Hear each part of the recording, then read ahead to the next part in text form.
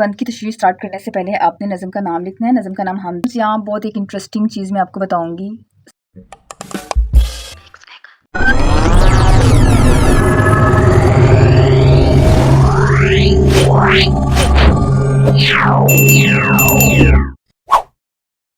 Students, अब हम start करेंगे बंद नंबर 3, जो आपका यहाँ से लेके यहाँ तक बन रहा है। ठीक है। हर सितारे में आबाद है एक जहां, चांद सूरज तेरी रोशनी के निशां, पत्थरों को भी तूने अता की जुबां, जानवर आदमी कर रहे हैं सभी तेरी हमदो सना, ए खुदा ए खुदा। ओके, अब हम इस बंद के मुश्किल अल्फाज के मायने करेंगे। जहान कहते हैं दुनिया को, निशान कहते हैं अलामत को, सभी हर कोई, हमदो सना अल्लाह की तारीफ़ व तौसीफ़। ठीक है। इन मुश्किल अल्फाज के मायने भी आप बुक पे नोट डाउन कर लें। स्टूडेंट, इस बंद की भी तशरीह स्टार्ट करने से पहले आपने नज़म का नाम लिखना है जो कि हमद है। उसके बाद आपने शायर का नाम मुज़फ़्फ़र वारसी लिखना है। उसके बाद आपने इसका मफ़हूम स्टार्ट करना है। इस मफ़हूम के अकॉर्डिंगली, हर सितारे में आबाद है एक जहां, चांद सूरज तेरी रोशनी के निशान। आपने इसको सिंपल वर्डिंग में राइट करना है। हर सितारे में एक जहान आबाद है, चांद और सूरज अल्लाह की रोशनी के निशान हैं। उसके बाद है पत्थरों को भी तूने अता की ज़ुबान, जानवर आदमी कर रहे हैं सभी तेरी हमदो सना, ए खुदा ए खुदा। अल्लाह ताला ने पत्थरों को भी ज़ुबान अता की, इंसान और जानवर सब अल्लाह ताला की हमदो सना करते हैं। ये आपका मफ़हूम यहाँ पर कंप्लीट हो गया है। उसके बाद अब हम तशरीह स्टार्ट करते हैं। जिस तरह हमने पिछले बंद के अंदर भी ये पैराग्राफ राइट किया था, हमने इस बंद में भी वही पैराग्राफ राइट करना है।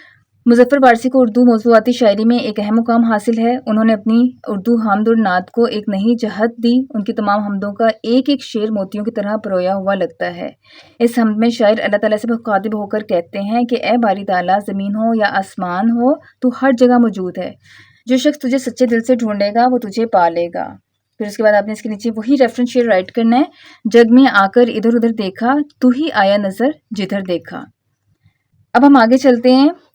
इस शेर में शायर बयान करते हैं कि निज़ाम शमसी पर गौर किया जाए, उसमें अल्लाह ताला की वाज़िया निशानियाँ नज़र आती हैं। निज़ाम शमसी आपको आइडिया होगा इस चीज़ का। निज़ाम शमसी में सूरज और बाकी सारे सियारे आ जाते हैं और वो सारे सियारे सूरज के गिर्द घूमते हैं। तो ये जो सारा निज़ाम है सूरज का और हमारे जो 8 सियारे हैं, ठीक है, प्लैनेट्स हैं, तो उस निज़ाम को हम निज़ाम शमसी कहते हैं। इसमें अल्लाह ताला की वाज़िया निशानियाँ नज़र आती हैं जो हर ज़र्रे में एक ज़िंदगी पैदा करता है। बिल्कुल ऐसे ही चाँद का रात के अंधेरे में अपनी रोशनी से आसमान को रोशन करना और सूरज का अंधेरे पर गालिब आना अल्लाह ताला की निशानियाँ हैं। कुरान मजीद में इरशाद है, ये भी कुरान पाक की आयत का तर्जुमा है, अल्लाह ताला आसमान और ज़मीन का नूर है। शायर ने मज़ीद कहा कि आकाए दो आलम हज़रत मोहम्मद सल्लल्लाहु अलैहि वसल्लम की सदाकत और नबूवत को साबित करने के लिए अल्लाह ताला ने पत्थरों को ज़ुबान अता की और वो कलमा हक कहने लगे।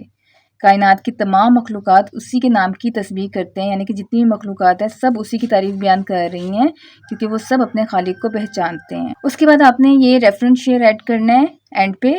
हर शय तेरी हस्ती की गवाही दे रही है, दुनिया तेरी कुदरत की निशानी दे रही है। ओके, ये बंद नंबर 3 की आपकी तशरीह यहाँ पर ख़त्म होती है।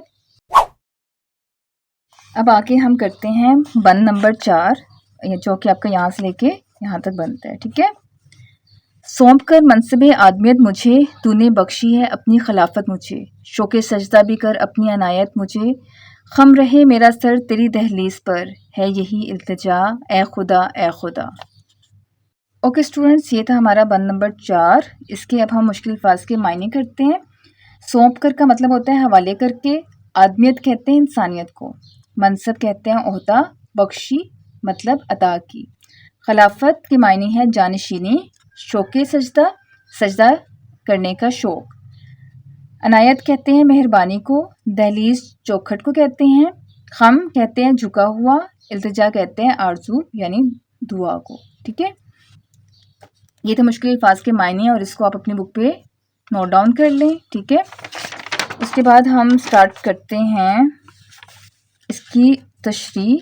और तशरीह राइट करने से पहले आपने सबसे पहले नज़म का नाम राइट करना है, हमद, और शायर का नाम मुज़फ़्फ़र वारसी। اور یہ سب چیزیں ہم پہلے ڈسکس کر چکے ہوئے ہیں. اس کے بعد ہم نے اس کا مفہوم رائٹ کرنا ہے.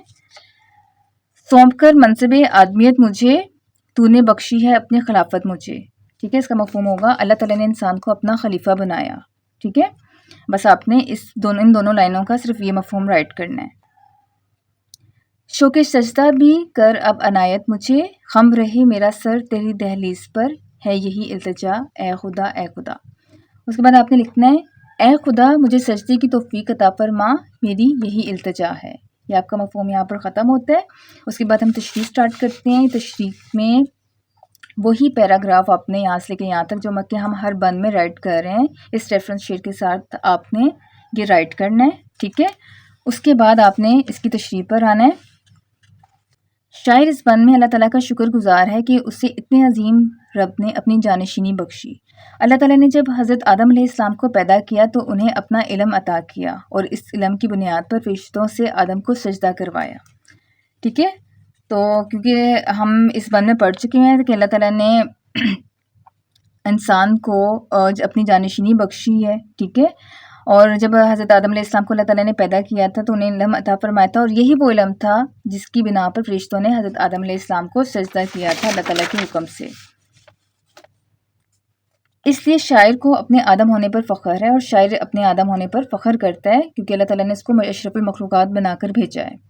شاعر آخر میں اللہ تعالیٰ سے عبادت گزار بندہ بننے کی فریاد کرتا ہے اور خواہش رکھتا ہے کہ اسے شوق سے سجدہ کرنے کی توفیق ملے. ٹھیک ہے، بندگی کی خوبصورت تجلی سجدہ ہے. تو آپ نے کوٹیشن ایڈ کرنی ہے. آگے آپ نے لکھنا ہے شاعر اپنے وجود کو اللہ تعالیٰ کے آگے سر تسلیم خم کرنے کی دعا کرتا ہے، یعنی وہ اللہ تعالیٰ سے دعا کر رہا ہے کہ اس کا سر ہمیشہ اللہ تعالیٰ کی ذات کے سامنے جھکا رہے، کیونکہ وہ جانتا ہے کہ تمام حاجات اور مرادیں اللہ ہی پوری کر سکتا ہے. اس کے بعد آپ نے یہ ریفرنس شیئر ایڈ کرنا ہے. بندہ و صاحب و محتاج و غنی ایک ہوئے، تیری سرکار میں پہنچے تو سبھی ایک ہوئے. اس طرح ہمارے بند نمبر 4 کی بھی تشریح مکمل ہو گئی ہے. اسٹوڈنٹس، یہ تھی ہمارے تمام بند کی تشریحات جو کہ میں نے پوری کوشش کی کہ آپ لوگوں کے لیے آسان سے آسان نوٹس بناؤں. آپ کو میری ویڈیو کیسی لگی مجھے کمنٹ باکس میں لازمی بتائیے گا. اس کے علاوہ آپ نے تشریحات سے ریلیٹڈ یا پھر جو ہماری پریویس ویڈیو تعارف اور اس کے جو MCQs ہے اس سے ریلیٹڈ آپ نے کچھ بھی کوشچن مجھ سے پوچھنے ہیں تو آپ مجھ سے کمنٹس باکس میں میسج کر کے پوچھ سکتے ہیں.